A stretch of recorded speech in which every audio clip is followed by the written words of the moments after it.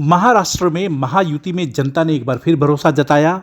23 नवंबर को जब नतीजे आए तो किसी को उम्मीद नहीं थी कि जीत इतनी प्रचंड होगी।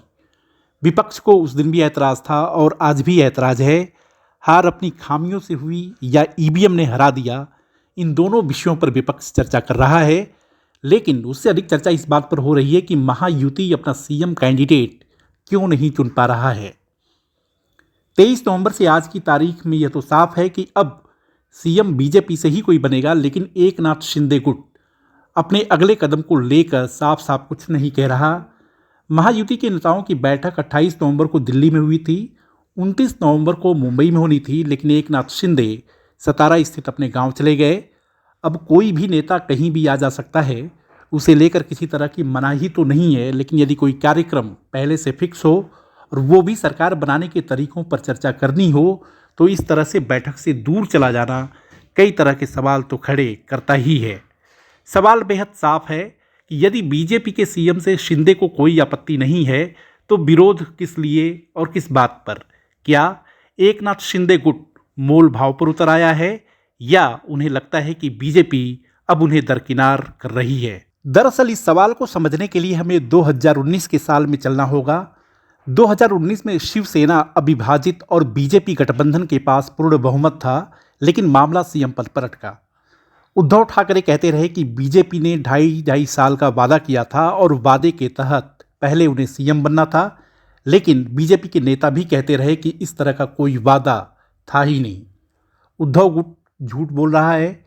एक दूसरे को झूठा साबित करने के क्रम में महाराष्ट्र की राजनीति में कुछ प्रयोग भी हुए। मसलन देवेंद्र फडणवीस और अजीत पवार ने सीएम डिप्टी सीएम पद की शपथ ली, यानी कि बीजेपी की तरफ से उद्धव को इशारा और अजीत पवार की तरफ से शरद पवार को इशारा कि अब रास्ते अलग। लेकिन शरद पवार ठहरे राजनीति के चतुर खिलाड़ी। उन्होंने ऐसा दांव चला कि अजीत पवार घर वापसी कर गए और यह एक ऐसी घटना थी जिसने बीजेपी की थू-थू करा दी। बीजेपी के दिल पर शरद पवार ने ऐसा घाव दिया जिसकी टीस लंबे समय तक कायम रही। इस बीच महाराष्ट्र में महाविकास अघाड़ी का जन्म होता है, जिसकी पैदाइश विचारधारा के स्तर पर नहीं बल्कि जरूरत के स्तर पर थी। महाविकास अघाड़ी की सरकार करीब 2.25 साल चली तो जरूर, लेकिन अंदर खाने खेल चलता रहा। साल 2022 में जून के महीने में उद्धव ठाकरे के सलाहकार सिपासालार विद्रोह करते हैं। विद्रोह कामयाब होता है और उनका नाम है एकनाथ शिंदे। बीजेपी की मदद से सीएम की कुर्सी पर शिंदे आसीन भी हो जाते हैं। उन्हें इस बात की उम्मीद बंधती है कि 2024 में अगर मौका मिला तो वो फिर अगले 5 साल के लिए सीएम रहेंगे।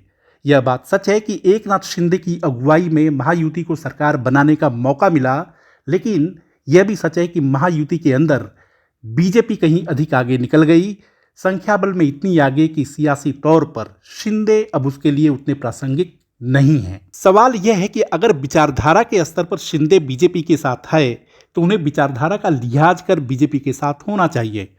उद्धव ठाकरे जिस तरह की बात किया करते थे या दबाव 2019 में डाल रहे थे, कुछ उसी तरह का शिंदे भी जाने अनजाने में तो नहीं कर रहे। अगर 2019 के नतीजों को देखें तो बीजेपी उस समय भी 100 सीट पार कर आगे थी और 2024 में भी 100 सीट पार कर सबसे आगे, इतनी आगे कि वो जादुई आंकड़े को सिर्फ अजीत पवार के जरिए ही पूरी कर ले। यहाँ बता दें कि अजीत पवार तो खुलकर कह चुके हैं कि बीजेपी की अगुवाई उन्हें मंजूर है। सियासत के जानकार भी कहते हैं कि एकनाथ शिंदे का खेमा भले ही लाडली बहना योजना को प्रचंड जीत का श्रेय दे रहा हो, लेकिन उन्हें भी पता है कि आगे का सफर वो अकेले तय नहीं कर सकते।